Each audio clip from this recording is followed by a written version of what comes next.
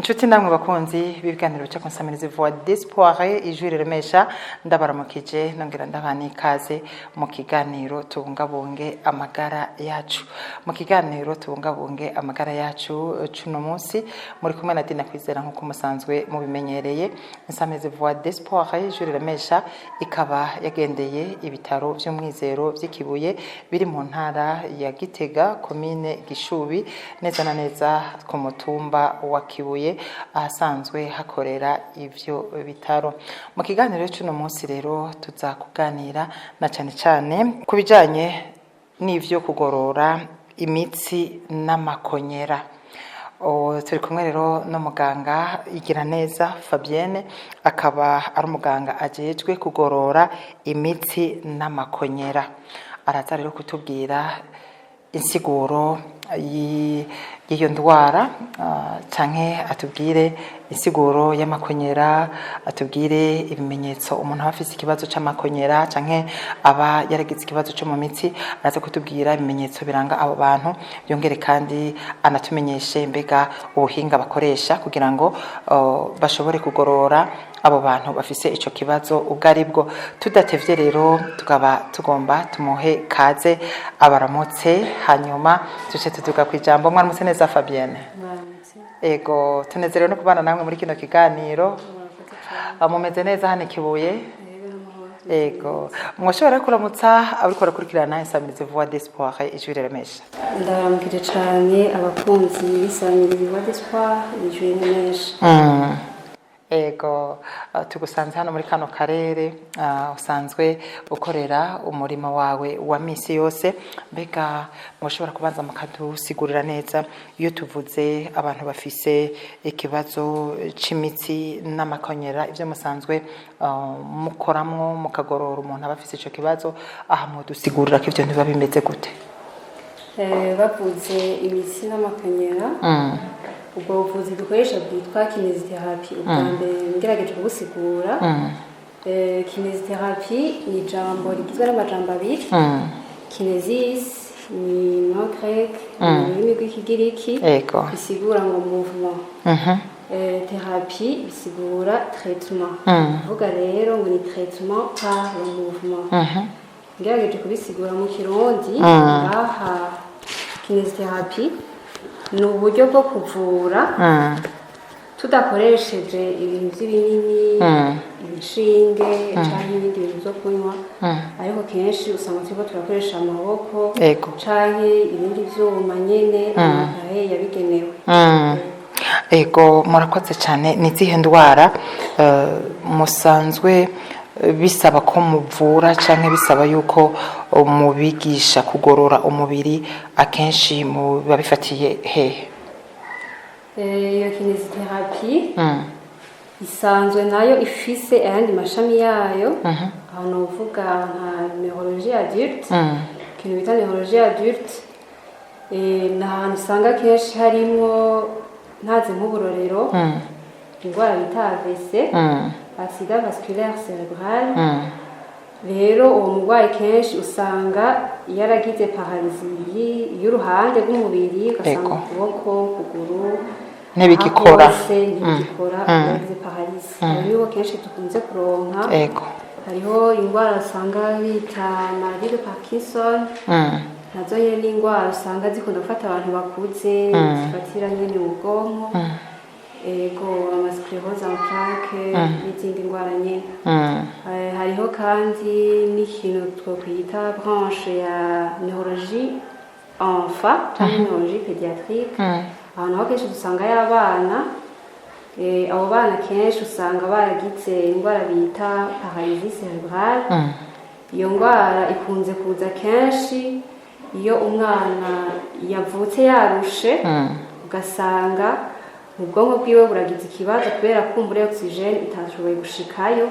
Uwo mwana rero kenshi uzosanga ari wa mwana azocerwa gutambuka, izosi ntirigume, amaboko ugasanga nyene aguma aregarega. Abo bana bo kenshi usanga dukunda kuronka. Hariho kandi n'abo usanga bafise ikintu bita retard moteur, ugasanga nyene bacerewe mu vyerekeye gukura, ugasanga umwana yarageze kuri stade yo kwavura, yavyibagiye. ugasanga ntatambuka yarageze ku rugero rwo gutambuka. Yego turaronka kandi nyine domene yitwa hematology. Yego aho kenshi usanga hariyo abantu barwaye imigongo, amavi, ahantu hose umuntu ashobora gukonyera, yego n'amagufa nyine.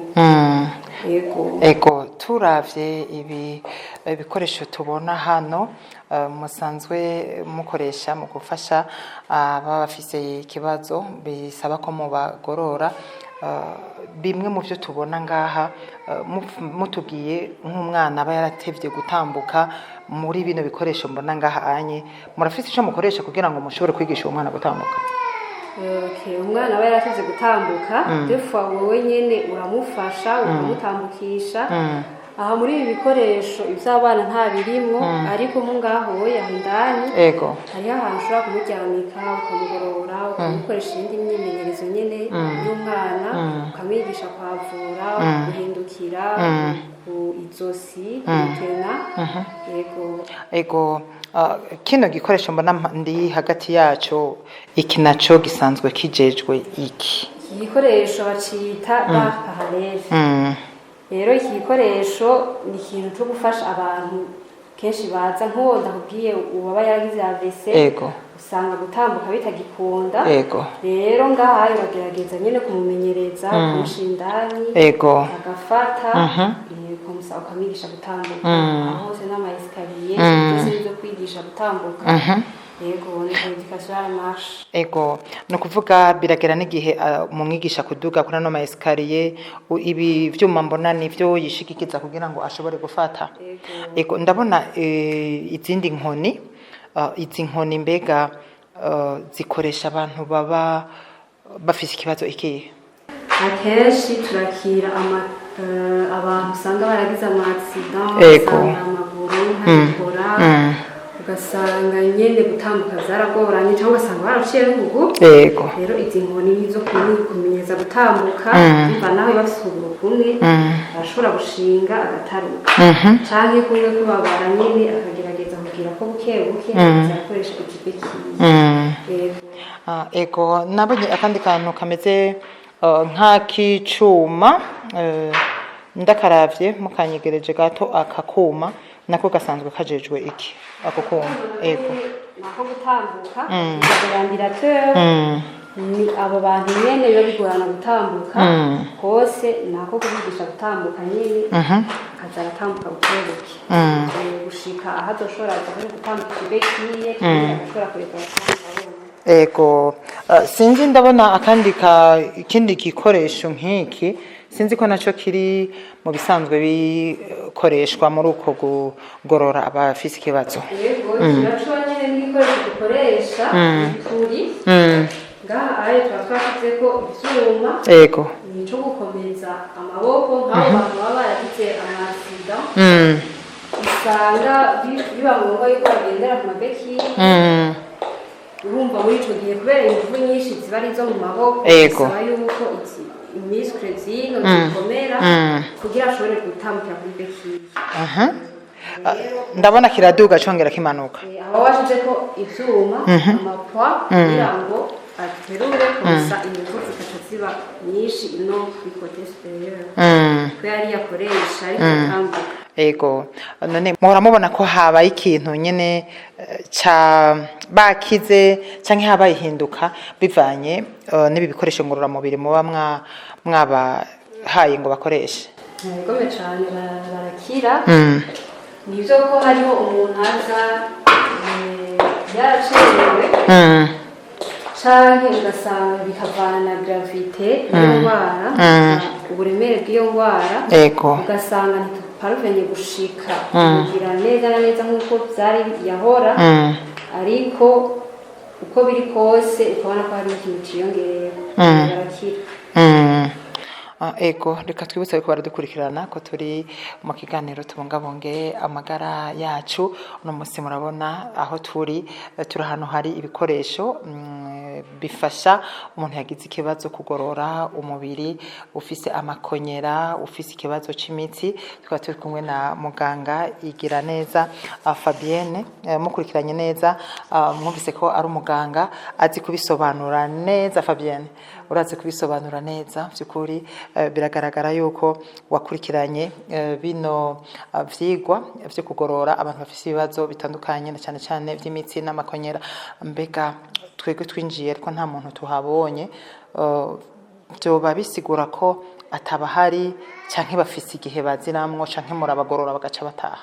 Abarwayi barahari, nk'uye hariho umwana musanze agiye, ariko kubera ndi ngaha ndi ku bitaro hariho abantu usanga bari muri chirurgie, usanga bari hospitalize, rero abo oye turi deplasa twebwe tukabasangayo. Ari bari ngombwa ko umuzana batambuke ngaha umuzana, ariko bitabaye ngombwa uramuvurirayo akumayo.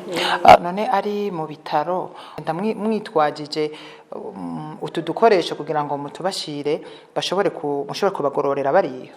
Yego, n'izibekiye ushobora kuzimushira hariya aye ukamwigisha gutambuka, canke ukavyandira cyo yamunaberetse, kuko ushobora kugadeplasa ukamushira hariya mu gihe ubona yuko vyogorana ko ashika ngaho ko ari gusanga baremvye. Mwavutse aba bafise ikibazo c'umugongo, gute abafise ikibazo c'umugongo mubagirira uwo mwimenyerezo ngororamubiri mukoresheje ibikoresho biba vyarabigenewe, mubafasha gutabo? Abafise ibibazo by'umugongo nabo nyene baje, hariho imyimenyerezo ubereka, hari ico no kwita technique passive. Ego, ivyo nivyo ushobora kumukoresha n'amaboko yiwawe.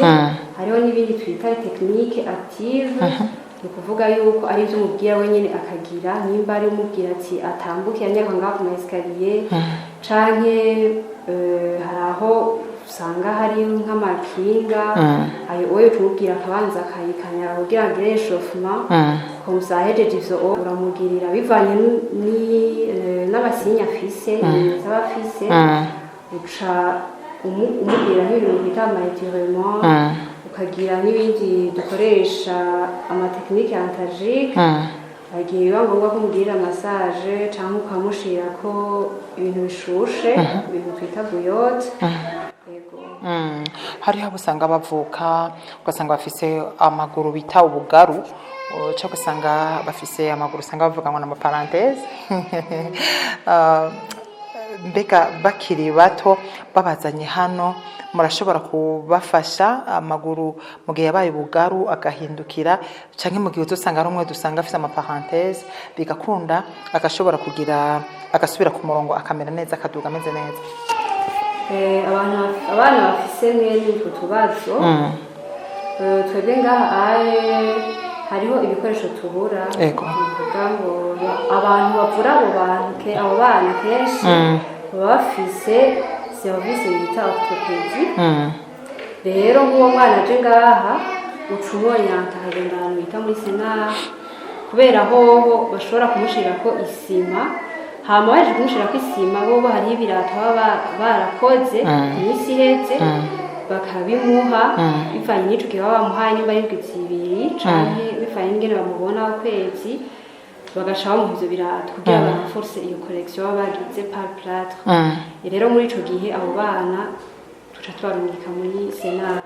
Ku bwanyu rero mwebwe mwakira abantu baba bafise ibimenyetso bimeze gute, baba bagize ikibazo mu buhe buryo, abashobora kuza hano bigaca bikunda ko mubatunganiriza mutiriwe murabarungika mu bindi bice andi hantu bavura ico kibazo muba musanzwe mwebwe mudashoboye gushikako? Nkuko nari nabivuze, bitangura kumbaza abantu nkunda kwakira, abo bantu benshi bakuze bafise ibibazo neurologique, bamwe AVC, abantu bagize ibibazo traumatique, aba benshi dukunze kwakira nyine muri hôpital Espoir de Kibuye. Abo bantu turabafasha. Mbega abo mubafasha ku buntu canke birasaba yuko bibangikanya n'ubundi buryo ariko kandi kiryoshe. Mu kiganiro tumaze gukorana n'ibitaro hano by'umwizero vy'ikibuye twarabonye ko hariho ubwishingizi bufasha abantu kwivuza gushobora kuriha amahera make cyane. Mbega no ngaha muri kino gisata kijejwe kugorora abafise ikibazo c'imitsi n'amakonyera bobo binda ko bazana ko gakarata canke murashobora kubakira ku buntu? Oya, nk'uko mwakoze ikiganiro babibabwiye serivisi ya kinesiterapi nta itandukanye n'izindi, tubakira kujya nyine n'abandi babakira kujya buryo bakoresha n'ubwo bakoresha tubakira ku buntu. Reka rero tugende kumenya nibihe bimenyetso umuntu abonye afise akwiye kumenya ko akwiye kwitura kino gisata kijejwe kugorora. Ibimenyetso kenshi usanga bafise n'abantu baza bafise ububabare nk'umuntu agiye abarwaye umugongo bababara cyane. Utwo twana usanga baratevye gutambuka umva nyene ntabatambuka, usanga ari umwana ashobora gusanga yakwije imyaka 2 ugasanga izosi ntiraguma, ugasanga ntiyicara, ugasanga ntiyavura. Ivyo bimenyetso baba bafise bagize amavese, bafise ikintu bita hemiplegie by'amabwiye bari paralize uruhande rw'umubiri. Urumva usanga uruhande nyene rurwaye ntiruba ruri sensible, kenshi usanga hari igihombo ukora ko ntakumve, ugasanga nyene umubwiye uti pfunya ntakivyibuka nyene yaravyibagiye. Nivyo bimenyetso baba bafise, usanga badashobora gutambuka. Hari aho usanga hariho indwara nayo nyine ikunze kubaho, usanga ari paralize amaguru yose, ugasanga byavuye nk'ukuntu aba yaragize lesion ya moelle épinière. Hari abantu usanga bagira ama accident, ugasanga moelle épinière yabaye touché, ugasanga rero amaguru ntakora, cyangwa ugasanga amaguru n'amaboko byose ntibikora bivanye naho iyo lesion yabereye. Muhora mubona rero hari akarusho igihe cyose bakurikiranye imyimenyerezo muba mwabahaye, hari akarusho muhora mubona bahora bagira? Bigome cyane akarusho turakabona. Igihe wakira umurwayi ugasanga yari muri chaise roulante, agashobora guhaguruka yigisha gutambuka, agahera mu bar akaja ku esikariye hanyuma agatambuka. Hariho n'igihe bishika hasubiye gutambuka neza, ariko kamwe ugasanga umuntu agendera kuri kane, ariko hariho nabo bikunda bagatambuka neza. Nibaza iyo wavuye umuntu ukamukorera umwimenyerezo ukabona birakunze, ndibaza n'ivyishimo kuri wewe. Nizinge ngaruka rero zishikira abantu usanga batitwararika kwitura ubuvuzi na cyane cyane muri kino gisata kijejwe kugorora abafise amakonyera n'abafise ikibazo c'imitsi? Ingaruka ihaba abantu bafise ibimenyetso ndabwiye bataje baramugara. Birashoboka cyane gose ko bamugara, nimba umuntu yagiye muri chaise roulante bakamurekerayo aramugara agaca uwo muntu nyene, ariko iyo aba yari yaraje kwa muganga ugasanga ari gushobora kuva hasi agatambukira hasi n'ibekiye, rero novuga ko ashobora kumugara. Abandi nabo bahagira amadouleur chronique, ububabare budahera, akabugumana kubera yuko atamenye ko ari ahantu ushobora kumufasha. Niki kimushobora guhamagarira abariko baradukurikirana na cyane cyane abashobora kuba bafise ababo bafise ibimenyetso bigaragaza ko bakwiye kwitura kino gisata mu ntumbero yo gushishikara kubungabunga amagara yacu twese? Nubwira abantu bafise abo bantu babo bafise ivyo bibazo, byari bikwiye ko bakoresha ubuvuzi bita kinesiterapi, nuko bomenya ko buhari, kubera yuko igisata kitaramenyerwa cyane gose, abantu bamwe batabizi nko mu mitumba, nuko bokwegera abo baganga bakabafasha. Ariko kandi ikindi bokongera ko buryaye ni vyiza ko kwikingira gusumba kwivuza. Muri izo ndwara ziza ngaha muri kine hari izindi ushobora kwikingira. Rero bwa mbere na mbere bo kwikingira ariko bishitse bakagwara bamenye uko bitura. Tuvuze kwikingira bomenya bo kwikingira nka gute? Ego. Mu kwikingira hayo ma AVC agwiriye cyane gose.